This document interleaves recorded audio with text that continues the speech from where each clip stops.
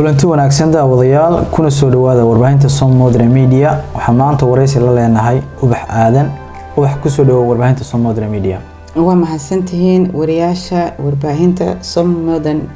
Media ugu horeyn ubax waa qof ma Ubax Aadan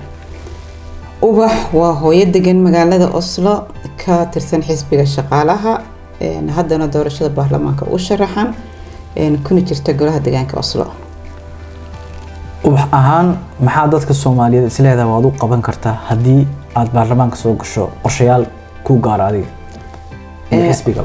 horta doorashada baarlamaanka iyo doorashada golaha deegaanka way kala yara gedisan yihiin waxaan jeclaan dadweyne aan u sharaxo doorashada golaha deegaanka waxa lagu soo galaa codka doorashada baarlamaanka already waa wax la sii qoondeeyay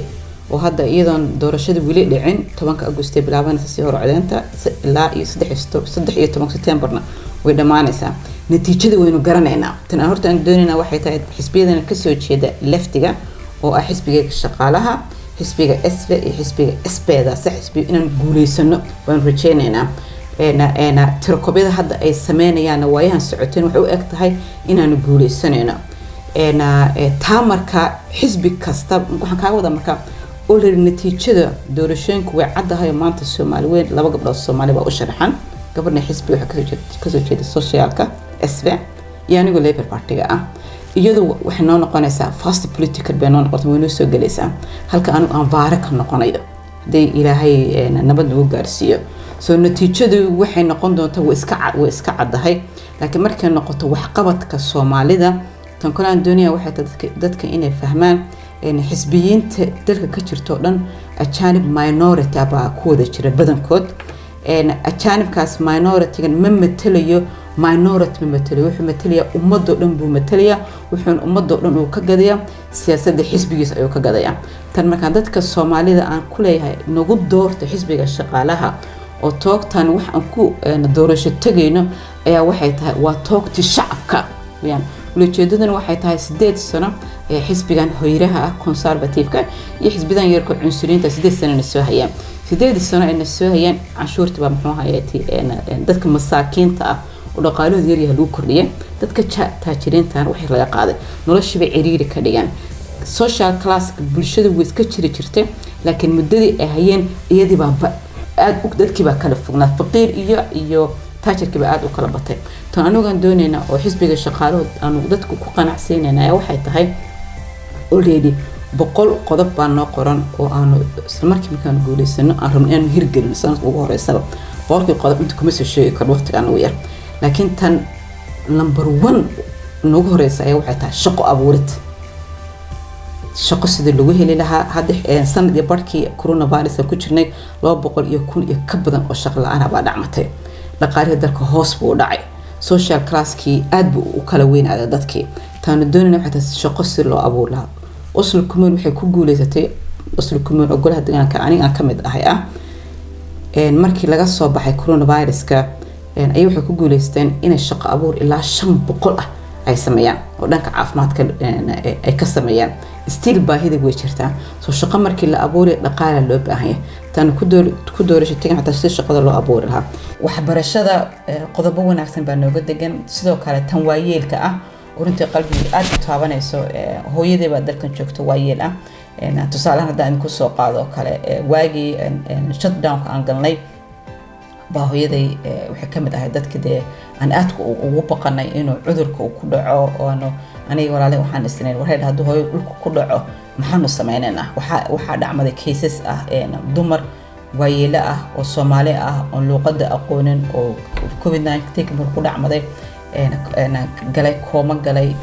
ku rafaaday dadkooda u soo maxay gurman waaye dhaqanka aniga aan ku soo karanay waxay tamoogtahay waalidka inaad ka ajis u naxariisatid sawiruntii markii ay absas case ka saabsan oo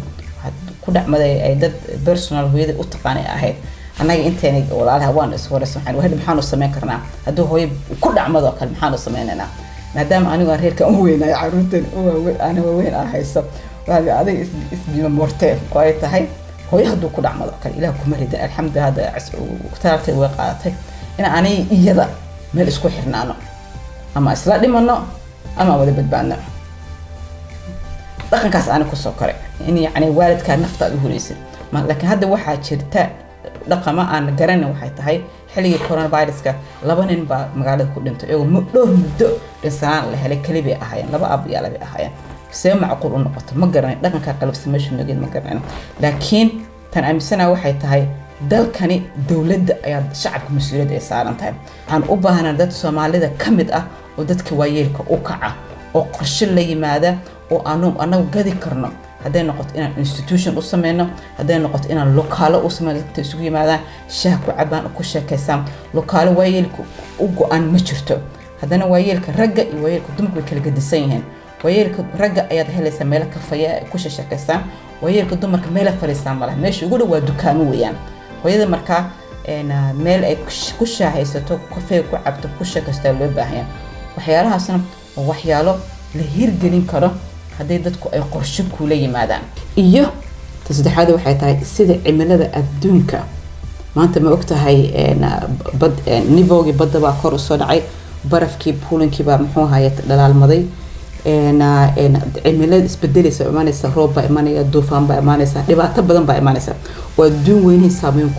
ku yeelatay taasi looga hortaga markaa waa in wax mas'uuliyad la iska saaraa tan marka aan ku doorasho tagan waxay tahay in climate-ka sida maxay si loo yareen lahaa hirgelinteeda Norway ay go'aan ku saxiixday san ku hirgelin lahayn laakiin tan ii sheeg oo ah shaqo abuurida ayaa waxay tahay dalkan wuxuu ku dhisan yahay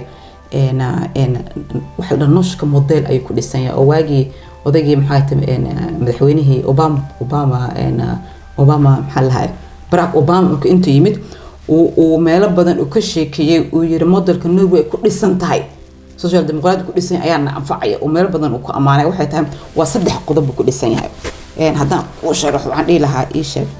qodob waa dhaqaalaha weeyaan oo ah si wax lagu siiyo oo wax loo abuuraa وين شقال سمية شقالة مركز دتك شقال شقيان هذا دمرك بعد وشقية يوروب دلك دتك الشقية بانو كم من هنا أربيس اللي دتك ويا أنت كورونا فيروس كده سو جريم شقة مركز الأبور محل كينيسة دولة إسكات بيكاغو سنة إسكات كي محل سينية دتك بريك مال مركز الشقة اللي جاب بريو كله ديب سو جارو كله إسكات كي لقى قاعد بديب كوجو صلابانيسا عافمادكي waxbarashada garaatiiska ah la helay iskaadka laga qaaday dib uu soo baxmanaysa dhankaas waa wax abuurid weeyaan saddex tiir ku taagay nooshka modelka hore inaan ku sharaxo mid waa dhaqaale abuuritaanka weeyaan mid waxa weeyaan ii sheeg summer bite wada shaqeyn oo ka dhaxayso LO-ga kuwan organization kan shaqaalaha difaaca hooda organization-ka loo shaqeeyaha difaaca iyo dawladda wada shaqeyn saddexdaas ka dhaxaysa ayaa waxay sameeyaan marka siyaasadda shaqada siyaasadda muxuu ahaayay tinaaring sidii lagu sameyn lahaa siyaasadda banshuunka hadda for example Mareykanka kullu wuxuu leeyahay minister loan wax la dhaho oo $7.25 ah oo u dhiganta 60 karo u dhiganta annaga malin minister loan ma lihin laakiin waxa la isku fiirnaa da'ada xirfadda aqoontaada wax ku xirnaa loonkaaga lagu qoondeynaya qodobkaas wax weyn waa summer bite qodobka saddexaad markaa waa belvaardi weeyaan belvaardi waxa taa anagoo dalka nimid hadda oo qaxooti ah baan xaq waxaan u leenahay inaan la qaybsano cayrti ka jirta dalka haday noqoto baanatirig haday noqoto SFO haday noqoto social e-tels haday noqoto banshuun ninka dalka u dhashay baan la xuquuq nahay markaan sharcigaas aanu ogolaansho ahna laakiin belvaardiga helitaankeeda waxay ku xiran tahay in la shaqeeyo ودتك إسكات لوجوسو ستنكون شقتينا waxay tahay shaqo hal helo si marka velvardig uu stark u noqdo way dawladdu ay kaamili karto baahida shacabka waxaad u sharaxan tahay baarlamaanka adigoo ka sharaxan xisbiga Albays Partiga waas dad badanna way dhaliiraan gaar ahaan Soomaalidu siyaasadiisa sugoolantiga maxaad arinta Soomaalidu ugu jawaabi lahayd waa sax Soomaali weyn dhalisha لكن أنا مركز عن السوشيال ديمقراطي أهاي بالي عن السنة هي وحي تهاي إن positive بان عن السنة يعني هرمر لجارية أنا وان لجاري أو صندي قدام بي الدوينة مركز جلوبال هان مركز الله فيرنا يو فخر نماذج ويجراتي ilmihii dhimashada lagu dhali jiray waa yaraatay qoritaankii akhridii way badnaatay dadkii oo leeba koorkooda da'yar ku dhiman jireen way yaraadeen at the same time ma ogtahay fatudamkii laga soo baxay horumar la gaarayo haddana dhinacan kale waxaa ka imaanaysa dhibaatooyin kale oo climateka uu sababayo kale climateka marka uu sababo ama dagaalo uu sababo dadka dhulkooda ka qaxaya waxay aadayaan meel kale nolol inay u raadsadaan xisbiga iyaga waxaanu leenahay siyaasad oo soo maxaa lahaa soo galootinka oo ku dhisan laba qodob oo strength iyo radfadhi yacni cadaalad iyo adeeg inay ku dhisan tahay wax noo qarsanna ma aha programka ajaanibka soo galootinka website-ka ayuu ku jiraa oo arbida partiga oo qof kasta uu ka akhrisan karo markii la sameeyay doodo badan baa ka dhacmaday waxayna ku bilaabatay waagiis qaxootiga Syriaanka oo dalka uu soo galayay maxay ahayd 2014 iyo 15 markuu soo galiyay ayaa for example ra'iisul wasaarihii Sfaria Tiskilan waxay kamid ah dalalka Europe ay yiraahdeen xuduud lama sameeyo dadkan dhibaataysan hala soo galiyo oo muddo yar gaaban 120,000 iyo ka badan qaxooti ah baa Sweden soo gashay oo Denmark uga timid Jarmalka oo kale ciidaas markaas timid doorashadii ku xigtay Sweden markay sameeyeen toobigii dood weyn abuuray dadka kala fogeysay ajaanib ku saabsanaa Denmark dalalka Europe markay arkeen dhibkan soo socda xal buu u baahan yahay xalkii la sameeyay waxa kamid ah in xuduudaha la ilaaliyo in strength laga dhigo kale in anagu waxaanu qaabilanaa ilaa 20,000 oo Syrian baa la qaabilaya komishaarka qaxootiga ayaa waxa loo dhiibay report la dhahayo dakhliga uu ku kacmanay hal qof ajaanib oo Syrian maxay tahay bas waxay soo saareen yiraahdeen hal ajaanib oo Syrian ah wuxuu ku baxmanaysa qarashkiisa waaba qorabe hal kuvuto filictne kuvuto waxa weeyaan ajaanibka aan iskood ku soo galin laakiin dawladdu soo galiso hal kuvuto filictne waxa ku baxmanaysa 1 milyan oo lacag ah waa ku baxmanaysa yiraahdeen so 10,000 oo Syrian ah hadii Norway ay qaabilayso waxa ku kacmanaysa 10 milyaar yiraahdeen Denmarka FN komissaar ayaa wuxuu soo saaray report baa dawladdu u dirtay leedahay soo qiimee qarash ku kacmanaysa ilaan ajaanibkan sababta loo adkaysiinay ma in la necab yahay ma aha waa dhaqaalaha baa la fiirinaya ilaan waa in marka dad aad qaabilayso waa inaad haysataa deegaankiisa waa inaad qaabili kartaa noloshiisa qaabili kartaa waxba aad qaabili kartaa haddaan taas u haynin dalkaaga inuu ku dilmado waa dhibaato leedahay ama dalkii dadku ku dhex noolaa conflict ku dhex amuurmato kale kuwana yiraahdaan ajaanib waa necabnan kuwana yiraahdaan ajaanib waa jecelnahan wana dadku isku hayn kartaa ta isku hayntaadana waa inay jirtaa siyaasad rabitaan ah ajaan rabitaan waa inuu jiraa FN komissaarka waxay yiraahdeen markaa 10 milyaard oo lagu soo galootin lagu siin lahaa 10,000 oo Syriaanka ah haddii meelaha ay degan yihiin lagu caawiyo waxaa la caawin karaa 200,000 oo ka badan waa xisaab ahaan baa la fiirinaya yani 10,000 oo Syrian ah aad caawinaysid oo Norway ku caawinaysid 10 milyaar ka qaadanaysa laakiin 10 milyaar oo dalkooda hadaa ku caawisid 200,000 oo ka badan baad ku caawin karaysaa taasoo marka dadkan ay focus u saaran ay leeyihiin bedelkii ay maxay hadda badda militarianka waxa la dhahaa waa bohoshi meedadka ilaan doomo inta la soo koro baa lagu dhimanaya dadku rafaadiyaan kuwii maxay tahriibiyaasha ummadda ka dhex shaqaysanayaan dilayaan oo rafaadinayaan badda wax u bixin marka badii bohoshi u bixiyaan dadkaas marka dhibka ay rafaadka soo maray waxa kaga wanaagsan dawladda waxa socod kaga wanaagsan ay leeyihiin maybe meeshii joogeen in lagu caawiyo soo anaga xisbigeena marka ajaanibka laba siyaasad baa loo haystaa siyaasad waxay tahay tan soo galootinka oo qofku markuu yimaado sharci la siinayo inaan la siinin iyo tan integrationka ah markii sharci la siiyo dalku soo galay contribution ugu dhiiban lahaa luqadda baran lahaa shaqaysan lahaa guri heli lahaa soo marka anaga Soomaali ahaan labada way noo fiicanta inaan focus ka saarno laakiin tan aan dadku kula boorinaya waxay tahay maadaama dal dimuqraadi aan joogno waxba transparent ay yihiin wax walbana iyadoon laga doodin aan go-aan la gaaraynin haddii ay u arkaan xisbiga shaqaalaha wuxuu u taagan yahay waa shaqaal ummadda inuu shaqo u abuuro ummadii dhibaataysan inuu caawiyo annagu waxaanu diidanahay in la kala sarraysiiyo oo taajiri faqri ah baanu diidanahay in ummaddu iswada la ekaato oo wax la wada qaybsado baanu doonaynaa soo dadka Soomaalida markaa runtii dad badan baan la kulmay waxay aaminsan yihiin siyaasadda runta waxa ay tahay way iska jirtaa dad yar oo laablakac u leh hadallada xisbiyada yararka ah ay u sheegaan iska aaminaan xisbigan shaqaalaha sanado badan buu soo jiray dawlado badan buu soo maamulayay haday noqoto national haday noqoto local mas'uuliyad international buu soo haystay soo waa xisbi mas'uuliyad saaran tahay weeyaan soo meel kasta iskama birq dhihi karo waa in muxuu hayati siyaasaddu waxay ku saabsan tahay priorities wana wax kala doorataa laakiin xisbiga yarka ah oo aan mas'uuliyad soo qaban cod raadis ahna marba ummadda wuxuu ka gadayaa waxay jecel yihiin inuu sameeyo laakiin wax ficil ah oo daba socoto lama yimaadaan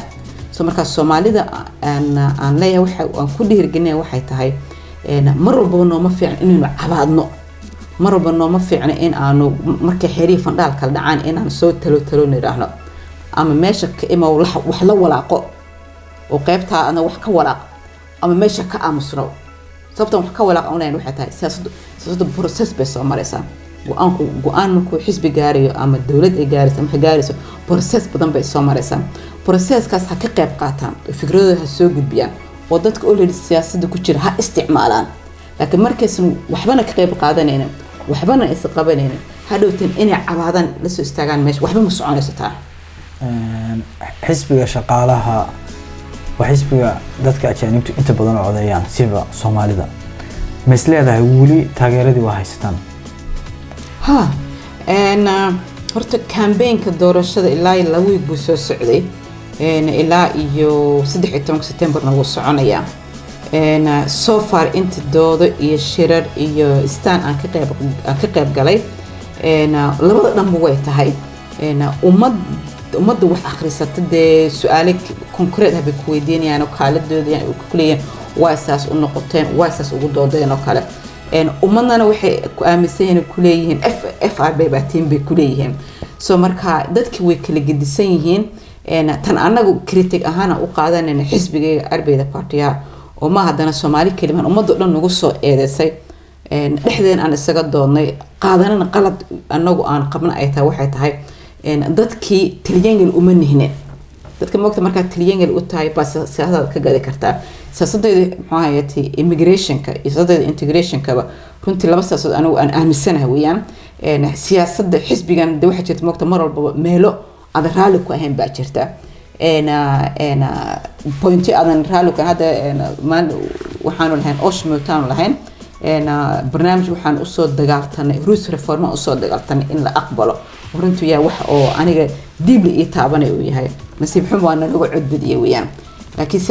siyaasadda ma maqta ayad quraan ah la bedeli karin ma aha wax la bedeli weeyaan wax hadana jawiga marka lagu jiro ku saleysan weeyaan soo hadaan guuleysano waxaan hubaa in reformahaas ruuska ah dib loo soo qaadi doono oo marad u guuleysanayna tan marka immigrationka iyo tan integrating ahna waxaan aaminsanahay dadka oo nooga aqoon badan haday jiraan meesha kama hadlayo wax oo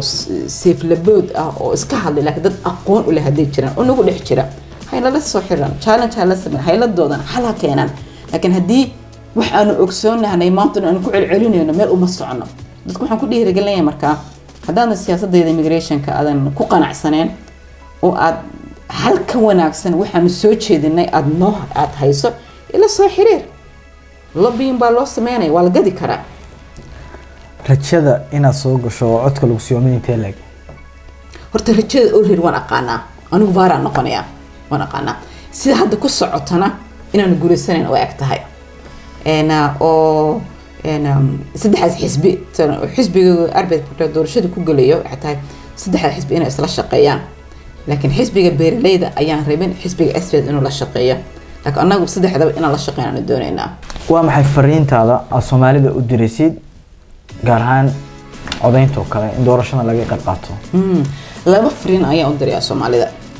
tan koowaad horta waxay tahay in la codeeyo ilaa waa guurguurinaysa xataa maanta tagoo code حيل دل ديمقراطي hubka kaliya la isku kala reebi karo waa codeynta weeyaan habartan iyo ciidankeeda way sii liitaan oo haddana anagoo runtii program doorasho wanaagsan aanu keenay ayaa haddana habartan waxa noo sii riday baa waxay ka mid tahay dalkan wuxuu ku dhisan yahay dal tilid buu ku dhisan yahay is-aaminid buu ku dhisan yahay markii ay tahay hoggaanka dalka ugu sarreeya marka ay tahay wax ka sarreeya ilaa mooyaan isu jireen coronavirus markii lagu jiray ay sharciyo ay soo dejinayeen sharci aan la hirgelin oo iyadoo aysan cadeyn ma jirto dan markay dhalashadeeda ay lahayd waatay meel intay kireysteen kaligood oo badan oo sharcigii lagu talagalay corona bay jabiyeen waxay ku muujinaysaa marka ficilkaasi in waxa ay soo dejinayaan dad qaas ay soo qusaynin wuxuu ficilka ku tuujinaa marka in iyagu level kale ay yihiin ummadda kan level kale ay tahay taa markaas kalsoonidii dawladii shacabkii oo anagu xog aan saarayno bay difaaceen ma kaliya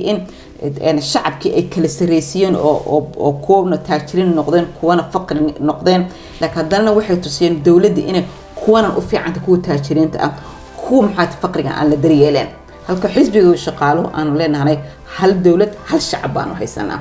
soo marka ficilka markay sameysay dhaawac ugu weyn ay gaarsiin kaas buu ahaa faa'iido noogu jirta anagana soo hadda saameynta ama maxalla sahdinta la sameynayo wuxuu ogtaa inaan guuleysanayno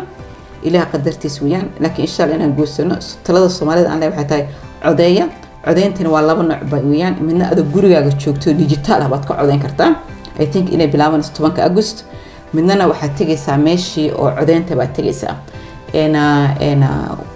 haddaad macquul idin ahaan way fiicnaan lahayd inaad clip yar aad sameeysan dadka sida u codeyn aad tusaan way fiicnaan lahayd laakiin in la codeeyo oo codka la isticmaalo waa muhiim weeyaan codeynta markii laga soo baxo waxa weeyaan markaad 8 sano ku jirto oo arkaysaa ma ogtahay xirfad aad arkaysaa dadka Soomaalida ah way inta codeynaysa iyo inta xiiseynaysa wadad wanaagsan weeyaan runtii way ku garab tagayaan way kula shaqeynayaan dadku waa la codeynaya waa la xamaasan yahay laakiin markii doorashadu dhamaato baa la kala harayaa qaladka weyn halkaas ka imaada Soomaalida aan uga digayo toogtane qofka markuu ka soo baxo doorashada komitee baa lagu dhiibay mas'uuliyadeeda si umrooda bad mas'uulka ahaanaysa marka adigu siyaasi aad tahay umroodahaas baad komitidaysa inaad xifdidid baratid mas'uuliyadeed ka soo baxdid plus waxa ku dheeraan karta shaqada caadiga hadda anagoo kale community markaan ku jiro kale shaqadii baan haystaa dheeraadka markay soo baxdo full political bay noqonaysaa oo marka fieldiga committee loo dhiibay fieldigaas inay expert ku noqoto weeyaan dadkeena marka way ku hilmaamayaan qof hadduu dhib jiro kulma soo xiriirayo markii meelaha lagu marti qaaday markii xaflad la sameynayo iyo qof madaxa dalka maruu ka yimaado ba imo lagu leeyahay laakiin markii processka dood ay socoto kale markii wax la soo jeedinayo kale dadkeen iskuma waran ummadaha kala kula soo xiriiraysa ku dhaas dhibkaas aan haysto maxaa nagala qaban kartaa ummadii ku xal la imanaya anagu waanu jiifnaa soo dadka waxa hadda aan ogaala ku dhiirigelinaya waxay tahay markaad codeysaan inta kaliya ku harinina siyaasiyiintiin haday noqoto communal maxay niveau iyo baarlamaan niveau meel kasta ku jiraanba inaad la xiriiraan oo tala siisaan oo aad muxuu hayeeti aad issue-yada jira dal iyo dibadba involvement oo siisaan qofka siyaasi markuu meel fadhiyo ma inuu expert wax walba yahay ma aha laakiin markaad adiga aqoon dheeraad iyo xirfad dheeraad haysatid qofkan uu yaqaan sida albaabada loo furiyo dan marka labadiin waxa isku tiin laba wax fiican qaban kara soo waxaan ku talin in la isticmaalo ka siyaasi ahaan waxa dhowr shir ku soo celisay in Soomaalidu kula soo xiriiri karaan anytime oo wax ka caawinaysid qaabkee qofka raba ama inaad wax ka caawiso ama arrin kale raba see kula soo xiriiri karaan waa su'aal fiican horta markay noqoto communka markay noqoto telefonadeena qaarkood maxkada email-ladana kulligeen qaarkood telefonadooda sawiradooda community netkiisaan ku jirnaa oo hadda ummadaha ila soo xiriiraysa halkaas geliya halkaas maxay kala soo xiriirayaan basturtiga markii la galno sidoo kale information website-ka lagu qorayaa oo dadku kula soo xiriirayaan laakiin Soomaali ahaan kanaal kale waan leenahay dad si qaana baynu nahnay social media anu aad u isticmaalaa تلفون شقدي أنا وشق وزارة إنتجريشن كان وشقيات إيميل كي إنترنت كوجرا كوية حتى أنت مقعي جوجليين أي هلين إيميل كي يلا صحيح إيميل شقة استعماله باكرته سو هذا مادام أدونكي بود ديجيتال ونقضي تلفون كاي إيميل كاي برنامج أي إعلان سوشيال ميديا آد لو استعمالي أنا آد استعمالي سنت آد بنقول لها إن أي ضدك إلى الصحيران ضد إلى الصحيران ويشران كيس خاصة